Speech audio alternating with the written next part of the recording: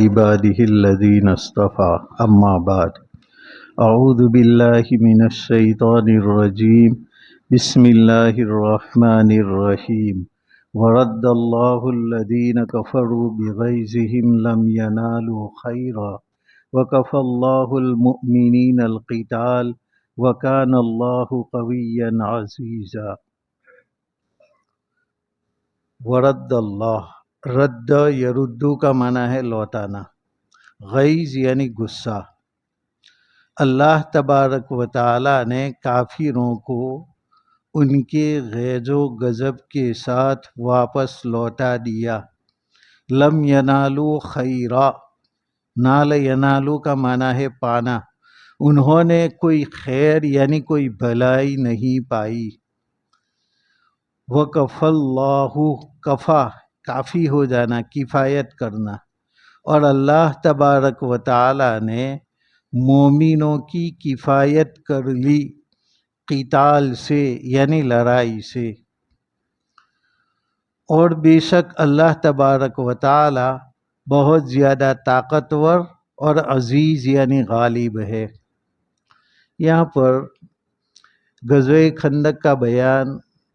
پورا ہوا۔ اب اس کے بعد اللہ تبارک و تعالی یہاں پر غزوہ بنو قریظہ کہ جن کے ساتھ پہلے سے قول و قرار ہوا تھا کہ اگر کوئی باہر سے مدینہ پر حملہ کرے تو ہم اکٹھے مل کر کے ان کا دفاع کریں گے، تو بنو قریظہ کو بھی ساتھ دینا چاہیے تھا آپ صلی اللہ علیہ وسلم کا، لیکن ساتھ تو کیا دیتے، اوپر سے غداری کی، کافروں کو مخبری کرتے تھے اور بسا اوقات مسلمانوں کو قتل کرنے کی بھی سازشیں کرتے تھے۔ تو پھر جب خندق والے بھاگ گئے، اس کا اللہ تبارک و تعالیٰ نے یہاں پر ذکر کیا کہ ان کو غیظ و غضب کے سمیت لوٹا دیا۔ ان کا ارادہ تو یہ تھا کہ ہم ایک ایک مومن کو قتل کر دیں گے، لیکن لم ینالو خیرا، ان کو کوئی مقصد ہاتھ نہیں لگا، کوئی بھلائی ان کے پاس نہیں آئی، بلکہ غصے میں بفرے ہوئے واپس چلے گئے کہ ہمارا اتنا بڑا لشکر 12 یا 15 ہزار کا، اور وہ 3,000 مسلمانوں کو کچھ نہیں کر سکا کیونکہ خندق آپس میں حائل ہو گئی تھی۔ اللہ تبارک و تعالیٰ فرماتے ہیں کہ ہم نے مومنوں سے قتال کی کفایت کر لی۔ لڑائی اگر پیش آتی تو مومنوں کے یہ حالات نہیں تھے کہ وہ دفاع کر سکے، لیکن اللہ تبارک و تعالیٰ نے دفاع کر لیا اور بڑی جنگ نہیں ہونے دی۔ معمولی جھڑپیں ہوئی، آپس میں تیروں سے اور پتھروں سے مقابلہ ہوا، لیکن بس دست بدست تلوار لے کر کے لڑنے کی نوبت نہیں آنے دی، کیونکہ وَكَانَ اللَّهُ قَوِيًّا عَزِيزًا، سب سے طاقتور اور غالب تو اللہ تبارک و تعالی ہے۔ تو جب ان لوگوں کو واپس لوٹا دیا تو اب اس کے بعد حضرت جبرائیل علیہ السلام تشریف لاتے ہیں اور حکم دیتے ہیں کہ فوراً تم بنو قریظہ کے اوپر حملہ کرو۔ اللہ تبارک و تعالی اس کو بیان فرما رہے ہیں وَأَنزَلَ الَّذِينَ ظَاهَرُوهُم مِّنْ أَهْلِ الْكِتَابِ مِنْ صَيَاصِيهِمْ وَقَذَفَ فِي قُلُوبِهِمُ الرُّعْبَ فَرِيقًا تَقْتُلُونَ وَتَأْسِرُونَ فَرِيقًا۔ وَأَنزَلَ، انزال کا معنی ہے اتارنا، ظَاهَرُوهُم، ظَاهَرَ یُظَاہِرُ کا معنی ہے معاونت کرنا، مدد کرنا، اور سیاسی، سی ستن کی جمع ہے، اس کا معنی ہے قلعہ، محفوظ پناہ گاہ۔ اللہ تبارک و تعالی فرماتے ہیں کہ اللہ نے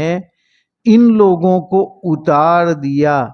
جنہوں نے مدد کی تھی جو کہ اہل کتاب میں سے تھے، ان کو اتار دیا ان کے قلعوں سے۔ وہ تو محفوظ قلعوں کے اندر بند تھے، چاہتے تو وہ نہ نکلتے، بلکہ اوپر سے وہ تیر اور تلوار سے مقابلہ کرتے تو مسلمانوں کو ہرا دیتے، لیکن حضرت جبرائیل علیہ السلام نے کہا تھا کہ تم مقابلہ کرو، ہم ان کے دلوں کے اندر اور ان کے قلوں کے اندر زلزلہ پیدا کر دیتے ہیں۔ اس طریقے سے اللہ نے ان کو مرعوب کر دیا اور ان کو قلوں سے اترنے کے اوپر مجبور کیا، ورنہ وہ قلوں کے اندر کئی دن تک ٹھہر سکتے تھے، لیکن 15-20 دن تک محاصرہ کیا۔ آخر کار حضرت سعد بن معاذ کے فیصلے پر وہ لوگ راضی ہو گئے۔ وَقَذَفَ فِي قُلُوبِهِمُ الرُّعْبَ، اللہ نے رعب ان کے دلوں کے اندر داخل کر دیا۔ اس رعب کے داخل ہونے کی بنا پر وہ اتنے مرعوب ہو گئے کہ مسلمانوں سے مقابلہ کی تاب نہیں لا سکے اور فوراً ہتھیار ڈال دیے۔ فریقاً تقتلون، فریق یعنی جماعت، ایک جماعت کو تقتلون تم قتل کرتے تھے، وتأسرون فریقا، اور اسر یأسر کا معنی ہے قید کرنا، اور ایک جماعت کو تم قید کر رہے تھے۔ اللہ نے اتنی نصرت کی کہ جس جماعت کو تم قتل کر رہے تھے انہوں نے کوئی مزاحمت اور مقابلہ نہیں کیا، بلکہ اپنی گردنیں حیی ابن اخطب، کعب ابن اسد اور ابن ابی الحقیق، ان تمام نے اپنی گردنیں جھکا دی اور مسلمانوں نے ان کو قتل کیا۔ اور وہ ایک جماعت تھی نوجوانوں کی جو قتال کر سکتے تھے، ان کو قتل کیا۔ وَتَأْسِرُونَ فَرِيقًا، اور ایک فریق جو قتال نہیں کر سکتے تھے، عورتیں، بچے، بوڑھے، ان کو قید کر لیا کہ ان کو قتل کرنا شریعت نے جائز قرار نہیں دیا کہ یہ بچے ہیں، بوڑھے ہیں، تمہارا مقابلہ کر نہیں سکتے، لہذا ان کو قید کر کے غلام باندی بنا لو اور تم ان کو اپنے گھروں کے اندر رکھو۔ ان سے تم کام تو لے سکتے ہو، لیکن ان کو وہ کھانا دو جو تم کھاتے ہو، ان کو وہ پہناؤ جو تم پہنتے ہو۔ آج کی جنگوں کی طرح قید و بند کی صعوبتیں، جس کے اندر بھوکا رکھا جاتا ہے، کبھی ننگا رکھا جاتا ہے، اور کبھی سگریٹ اور بیڑی وغیرہ کے ذریعہ داغ دیا جاتا ہے، دام دیا جاتا ہے، اور کبھی بھوکے کتوں کو ان کے اوپر چھوڑا جاتا ہے، سانپ بچھوؤں کو چھوڑ دیا جاتا ہے، ان کے سامنے ان کی ماں بہنوں کے کپڑے نکال کر کے زنا بالجبر کیا جاتا ہے۔ ایسا مسلمان قیدیوں کے ساتھ جو تم کرتے ہو، اس طرح اسلام نے حکم نہیں دیا، بلکہ ان کو اپنے گھروں کے اندر تم رکھو اور وہ کھلاؤ جو تم کھاتے ہو اور وہ پہناؤ جو تم پہنتے ہو۔ اور آپ صلی اللہ علیہ وسلم نے اپنی وفات کے وقت بھی دو چیزوں کا خاص طور پر اہتمام بتلایا، الصلاۃ وما ملکت ایمانکم، کہ تم نماز کی پابندی کرنا اور اپنے غلام باندیوں کے ساتھ حسن سلوک کرنا۔ آپ صلی اللہ علیہ وسلم نے بتلایا یہ تمہارے بھائی ہے، اللہ نے تمہارے ماتحت ان کو بنا دیا ہے، تو تم سوچو کہ اگر تم کسی کے ماتحت ہوتے تو تم کیسا سلوک پسند کرتے ہو، اس طرح کا سلوک تم ان غلام باندیوں کے ساتھ کرو۔ اسی حسن سلوک کو دیکھ کر کے بہت سارے قیدی مسلمان بن جاتے تھے۔ اللہ تبارک و تعالی مزید فرماتے ہیں وَأَوْرَثَكُمْ أَرْضَهُمْ وَدِيَارَهُمْ وَأَمْوَالَهُمْ وَأَرْضًا لَمْ تَطَئُوهَا وَكَانَ اللَّهُ عَلَى كُلِّ شَيْءٍ قَدِيرًا۔ وَأَوْرَثَكُمْ یعنی تم کو وارث بنا دیا۔ ارض زمین کو کہتے ہیں، دیار دارن کی جمع ہے، دار کا یعنی گھر، دار کا معنی ہے گھر، اور اموال مال کی جمع ہے۔ تو اللہ نے ان کی زمین، ان کے گھروں اور ان کے مالوں کا تم کو وارث بنا دیا۔ اب جو زمین ان کی تھی وہ تمہاری ہو گئی، کیونکہ ان لوگوں کو تو مغلوب کر دیا گیا اور ان کے سرماؤں کو قتل کر دیا گیا۔ اب ان کی زمین وہ تمہاری ہو گئی، ان کے گھر بھی تمہارے ہو گئے اور ان کے اموال بھی تمہارے ہو گئے۔ اللہ نے یہ انعام دیا فرما برداروں کو، اور جو نافرمان تھے ان کو یا تو قتل کیا گیا یا قید کیا گیا، اور ساتھ ساتھ خوشخبری دی وَأَرْضًا لَمْ تَطَئُوهَا، ارضن یعنی زمین، اور وَطَأَ یَطَئُ کا معنی ہے روندنا، اور ایسی زمین کا بھی تم کو مالک بنایا جس کو ابھی تک تم نے اپنے پاؤں سے روندا نہیں ہے۔ یہ پیشین گوئی ہے کہ اس زمین کے تو تم مالک بن گئے جو بنو قریظہ کی تھی۔ بنو قریظہ یہ تو اب ہلاک ہو گئے، لہذا ان کے اموال اور ان کی زمین جائیداد، کھیتی باڑی اور گھروں کے تم مالک بن گئے، لیکن ہم ایسی زمینوں کے مالک بنائیں گے ابھی جس کو تم نے اپنے پاؤں سے نہیں روندا، جس کے اوپر گھوڑے تم نے نہیں دوڑائے، اور اس سے مراد ہے اس کے چند دنوں کے بعد اللہ تبارک و تعالی نے خیبر بھی فتح کرا دیا۔ جو بنو نذیر حملہ کرنے کا ذمہ دار تھا، خندق والوں کو لانے کا ذمہ دار تھا، وہ بنو نذیر کا قبیلہ، ان کو غزوہ خیبر ان کے اندر ہلاک کیا گیا، اور خیبر کا بھی بعد میں مالک بنایا۔ اور ابھی تو 7 ہجری آئی تھی، اس کے اندر مکہ بھی فتح ہو گیا، اور مکہ کا بھی تم کو مالک بنا دیا گیا۔ اور اس کے بعد آپ صلی اللہ علیہ وسلم کے زمانے میں بہت سارا جزیرۃ العرب یہ فتح ہو گیا، اور اس کے بعد حضرت عمر رضی اللہ تعالیٰ عنہ کے دور میں فارس اور روم جو کہ سپر پاور طاقتیں مانی جاتی تھی، ان دونوں سپر پاور طاقتوں کو حضرت عمر رضی اللہ تعالیٰ عنہ نے پاس کر دیا، اور ان دونوں کی حکومتوں کے اوپر بھی قبضہ کیا، اور روم اور فارس کے بھی مالک بن گئے۔ یہ اللہ تبارک و تعالیٰ نے پیشین گوئی کی۔ اور اس کے بعد حضرت عثمان کے دور میں افریقہ تک مسلمانوں کی حکومت چلی گئی، اور اس کے بعد خلفائے راشدین کے بعد سندھ اور ہند تک مسلمانوں کی حکومت آ گئی۔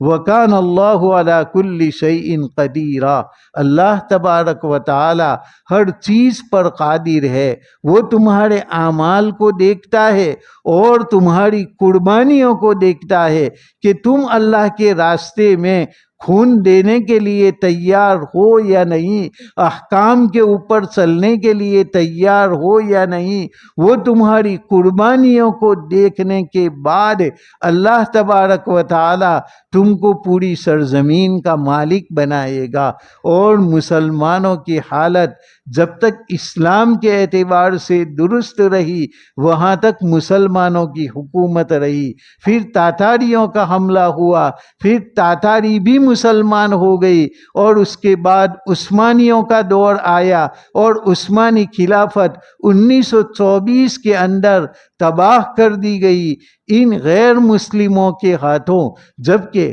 مسلمان آپس میں دست و گریبان ہو گئی تو مسلمان ملکوں کے یہ ٹکڑے چھوٹے چھوٹے ہو گئے اور 57 اسلامی ممالک بن گئی، ورنہ ترکی کے ماتحت پوری اسلامی حکومت چلتی تھی جن کا کوئی نام نہیں لے سکتا تھا۔ یہ یورپ والے اسپین وغیرہ کے اندر جو مدارس چلتے تھے، اس کے اندر اپنے بچوں کو پڑھانے کے لیے سفارشیں لے جاتے تھے، اور مسلمان جو بادشاہ تھے ان کو ہدایہ اور تحائف دیتے تھے۔ یہ آج سے 100 سال پہلے تک کی ہماری حالت تھی، لیکن مسلمانوں کے اندر نفاق پیدا ہوا، اور خود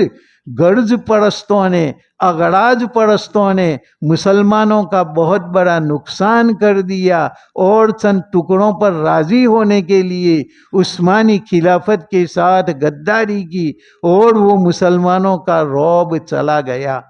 اللہ تبارک و تعالی پھر سے حکومت اسلامی کو قائم فرمائے، اور مسلمانوں کی جو شان آج سے 100 سال پہلے تھی وہی شان اللہ تبارک و تعالی پوری دنیا کے اندر قائم فرمائے۔ آج بھی اللہ تبارک و تعالی ہمارے اعمال کو دیکھ رہا ہے، ہماری قربانیوں کو دیکھ رہا ہے، اور قربانیوں کو دیکھنے کے بعد اللہ تبارک و تعالی ہر کچے پکے گھر کے اندر اسلام کو داخل کرے گا، اور مسلمانوں کی شان و شوکت ہوگی، اور حضرت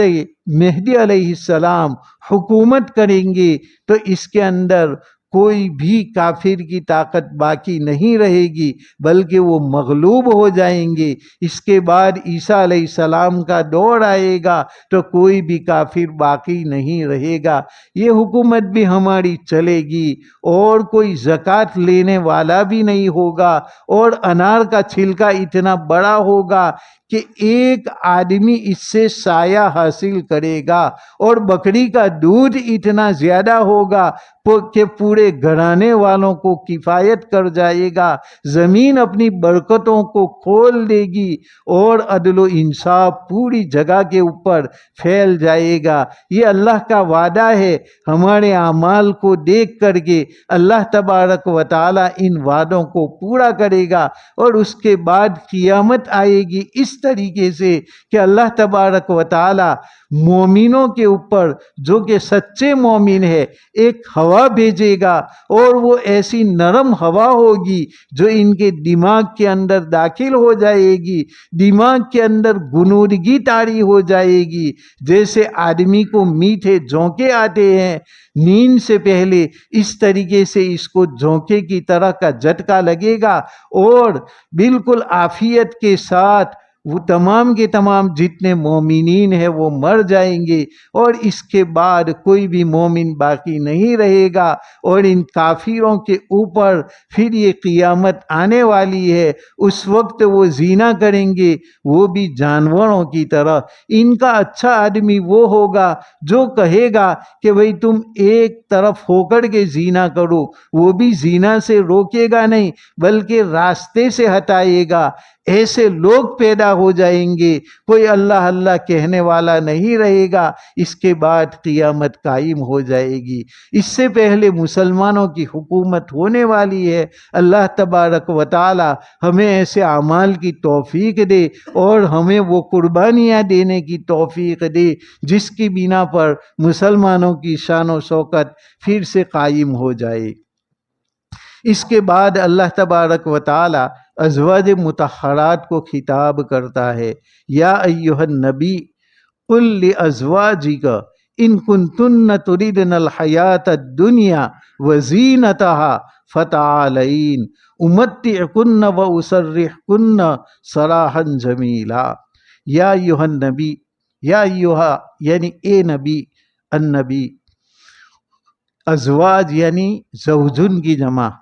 بیوی کو کہتے ہیں۔ اے نبی اپنی بیویوں سے کہہ دو، تریدنا، ارادہ یریدو کا معنی ہے ارادہ کرنا، الحیات الدنیا دنیاوی زندگی، کہ اگر تم دنیاوی زندگی،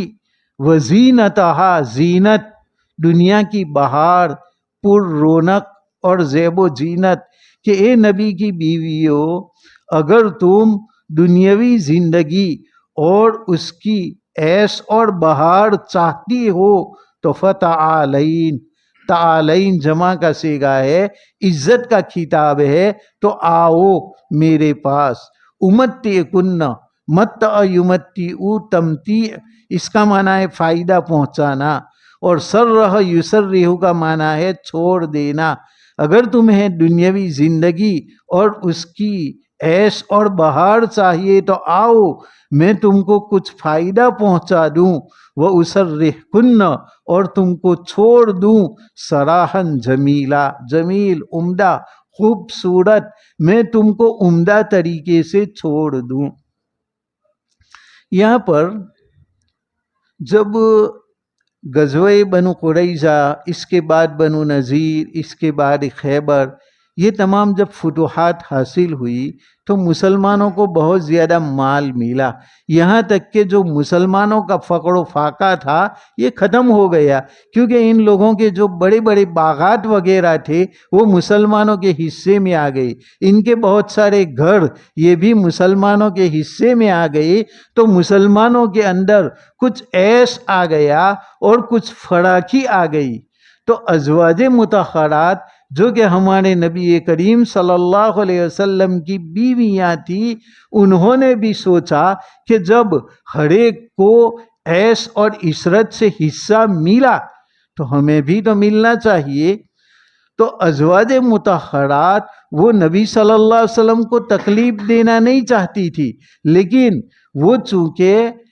اگرچہ آپ صلی اللہ علیہ وسلم کی امتی تھی اور آپ ان کے نبی تھے، اور وہ نبی ہونے کے اعتبار سے آپ کے اوپر فدا تھی، لیکن ساتھ ساتھ وہ آپ کی بیویاں بھی تھی، اور نبی کریم صلی اللہ علیہ وسلم کو اپنا شوہر سمجھ رہی تھی، اور بیویوں کا جو ناز نخرا ہوتا ہے وہ پورا شوہر کے اوپر ہوتا ہے، اور شوہر کے علاوہ وہ بیچاری ناز نخرے بھی کس کے اوپر کرے گی؟ وہ اپنے ماں باپ کو، اپنے بھائی بہنوں کو، اپنے وطن اور گھر کو چھوڑ کر کے تمہارے پاس چلی آئی ہے ایک شوہر کے ایجاب یا قبول کرنے کی وجہ سے، تو وہ شوہر ہی کے پاس تو ناز نخرے کرے گی کہ ہمیں یہ چیز دو، ہمیں وہ چیز دو، فلانی چیز گھر میں نہیں ہے تو وہ لا دو۔ تو یہ عورتیں ناز نخرے اپنے شوہر پر نہیں کرے گی تو اور کس کے اوپر کرے گی؟ تو یہ نبی کی بیویاں تھی، تو ان کو بھی ایک ناز آیا، اور ناز کے اندر انہوں نے بھی کہا کہ جس طریقے سے اور لوگوں کو فراخی ہوئی، وسعت ہوئی، اس طریقے سے ہمارے اوپر بھی کچھ وسعت کی جائے۔ قیصر و کسریٰ کی بیویاں کہ وہ عمدہ عمدہ زیورات اور عمدہ عمدہ لباس پہنتی ہے، اور بنگلے اور محلوں کے اندر رہتی ہے، اور عمدہ قسم کا کھانا کھاتی ہے، کنیزیں ان کے گھروں کے اندر کام کرتی ہے، تو ہمارے لیے کچھ تو وسعت ہو جائے۔ یہ مطالبہ ناجائز نہیں تھا، لیکن ہمارے نبی کریم صلی اللہ علیہ وسلم اللہ کے برگزیدہ رسول تھے اور فخر موجودات تھے، اور آپ کو تو نمونہ بننا تھا پوری امت کے لیے، تو آپ کی بیویوں کو نمونہ بننا تھا تمام دنیا کی عورتوں کے لیے، تو آپ صلی اللہ علیہ وسلم کو اپنی ازواج کا یہ مطالبہ پسند نہیں آیا کہ نبی کے گھرانے میں شاہوں کے مطالبے، یہ کیا بات ہے؟ اور آپ صلی اللہ علیہ وسلم نے فرمایا خود کہ کن فی الدنیا کأنک غریب او عابر سبیل، کہ تم دنیا میں مسافر کی طرح رہو یا راہ گزر کی طرح رہو۔ بھلا مسافر، جو مسافر تمہارے وطن کے اندر آتا ہے وہ 1-2 دن یا ہفتے 10 دن رہے گا تو کیا وہ یہاں پر گھر بنائے گا، جائیداد خریدے گا؟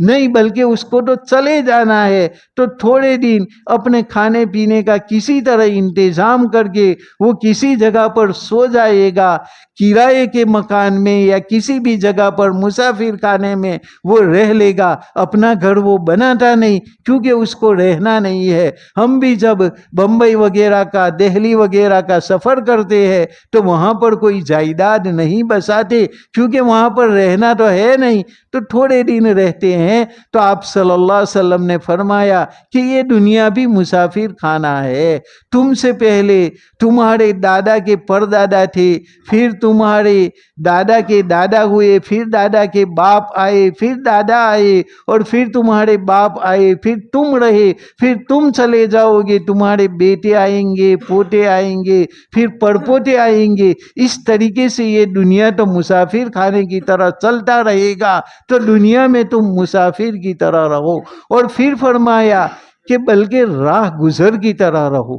مسافر تو کچھ سامان بھی کر لیتا ہے کہ 2-4 دن تک رہنا ہے تو ہم اپنے کھانے پینے کا سامان کریں، لیکن آپ صلی اللہ علیہ وسلم نے فرمایا راہ گزر، تم راستہ چل رہے ہو، یہاں سے تم چلتے چلتے دوسرے گاؤں جا رہے ہو، تھک گئے تو راستے میں کسی درخت کے نیچے بیٹھے، تو وہاں پر تو آدمی کوئی انتظام بھی اتنا زیادہ نہیں کرتا، کیونکہ یہاں تو تھکن اتارنے کے لیے بیٹھنا ہے، اس کے بعد تم کو چلا جانا ہے۔ تو آپ صلی اللہ علیہ وسلم نے فرمایا کہ مسافر سے زیادہ تو تمہاری حالت بہتر یہ رہے گی کہ تم راہ گزر کی طرح رہو۔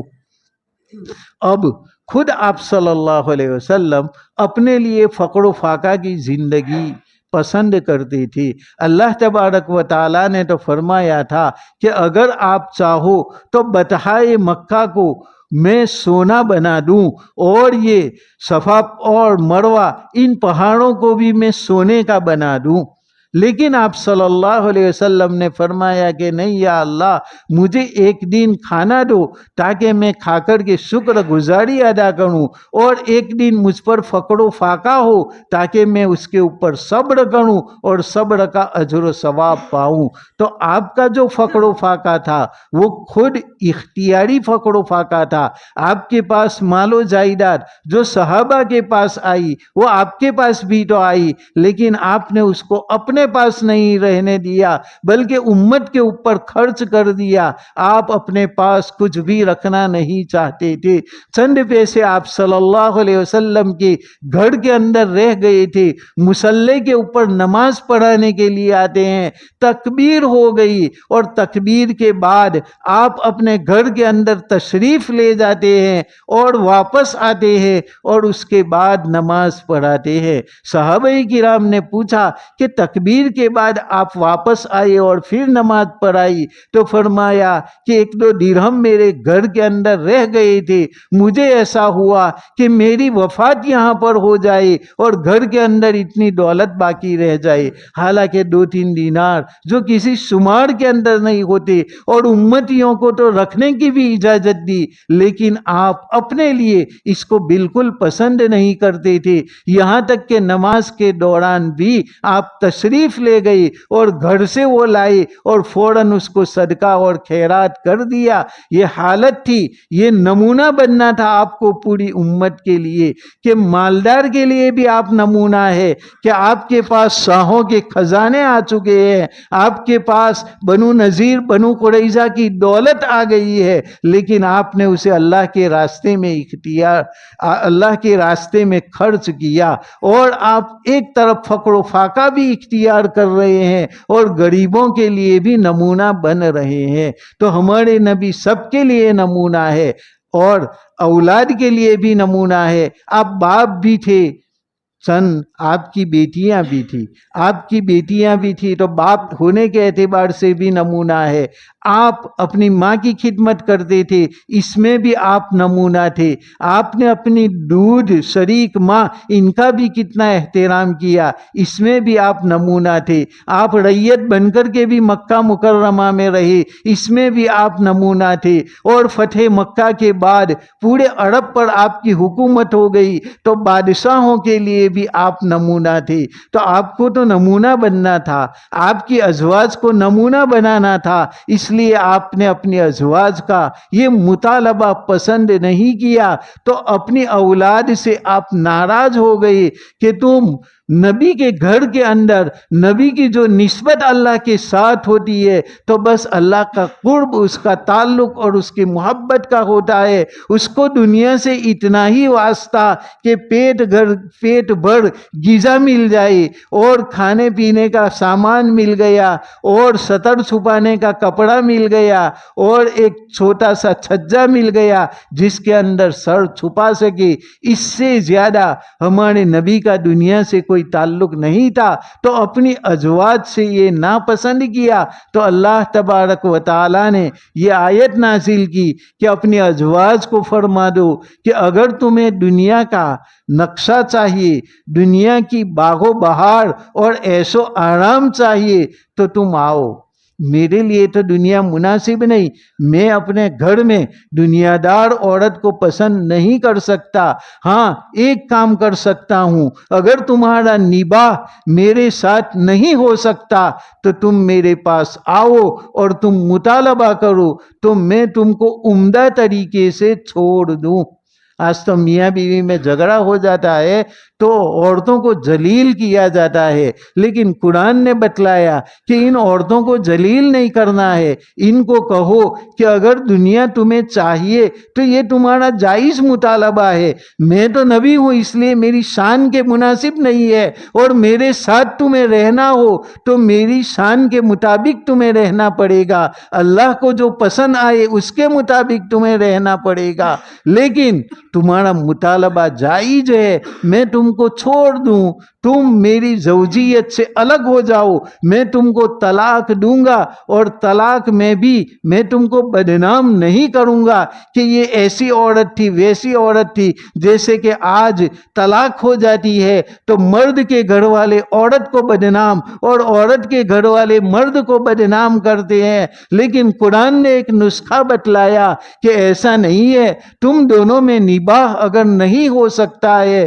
تو دو فریق کو بٹھاؤ، دونوں جانب سے پنچوں کو بٹھاؤ، اور اچھی طریقے سے تمہیں الگ ہونا ہے، وَأُسَرِّحْكُنَّ سَرَاحًا جَمِيلًا، کہ میں تم کو عمدہ طریقے کے اوپر چھوڑ دوں۔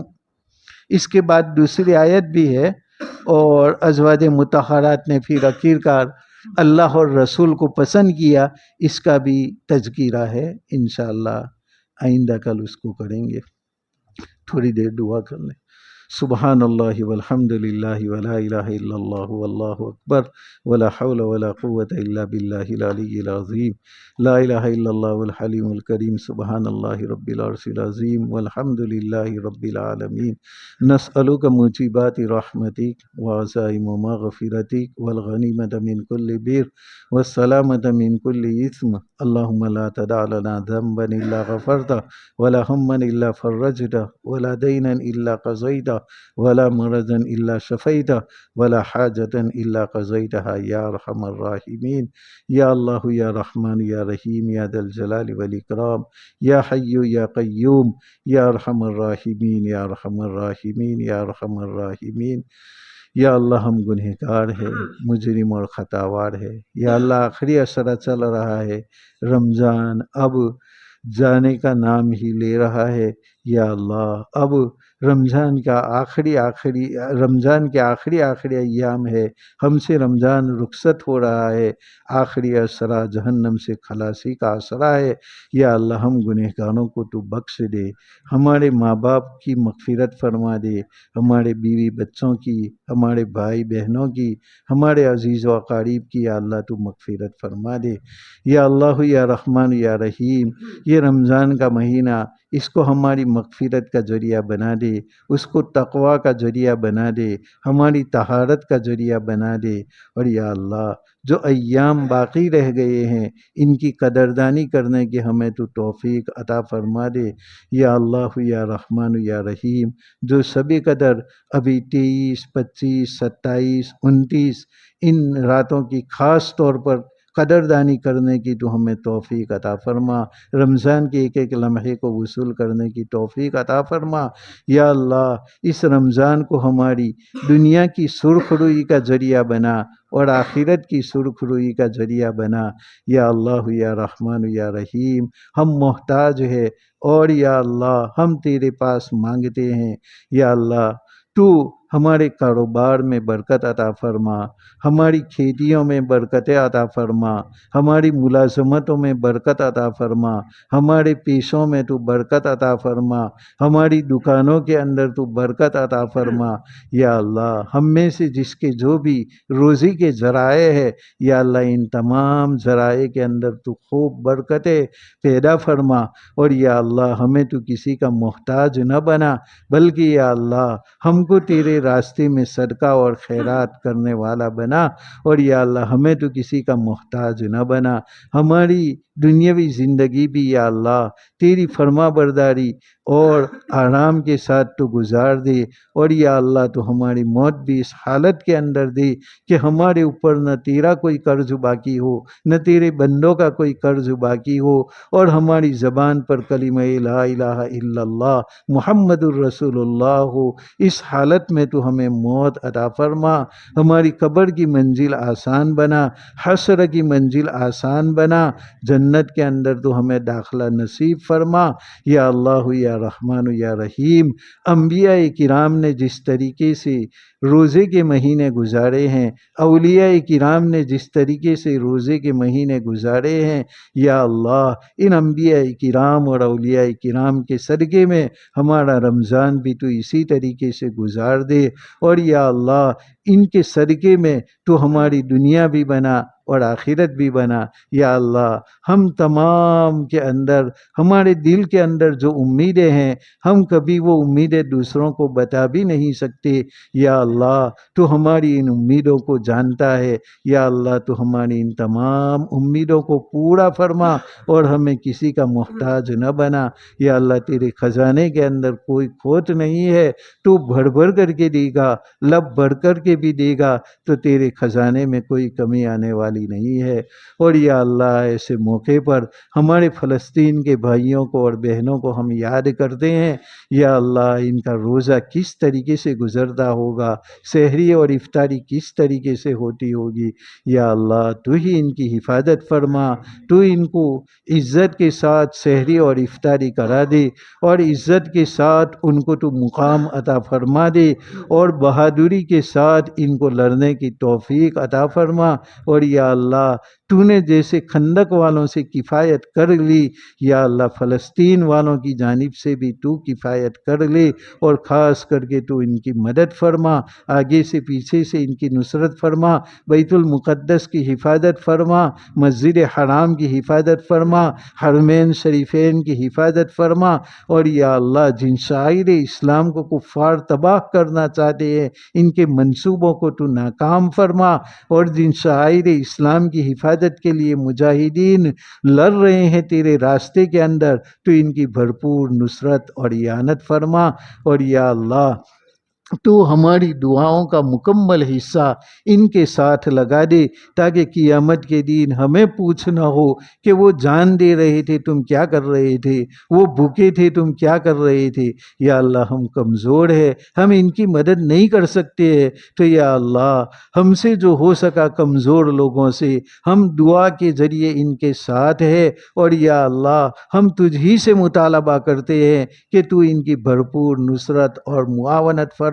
اور قیامت کے دن تو ہماری پکڑ نہ فرما، بلکہ ان کے ساتھ تو ہمارا حشر فرما، ہم کو بھی قربانی والوں کے اندر تو داخل فرما۔ اور یا اللہ ہمارے نبی کریم صلی اللہ علیہ وسلم نے جو خیر کی لائن سے مانگا ہے وہ سب کچھ ہمیں عطا فرما، جن شرور و فتن سے پناہ چاہی ان سے تو ہمیں پناہ عطا فرما۔ وصلی اللہ تعالی علی سیدنا محمد وعلی آلہ وصحبہ اجمعین برحمتک یا ارحم الراحمین، والحمد للہ رب العالمین۔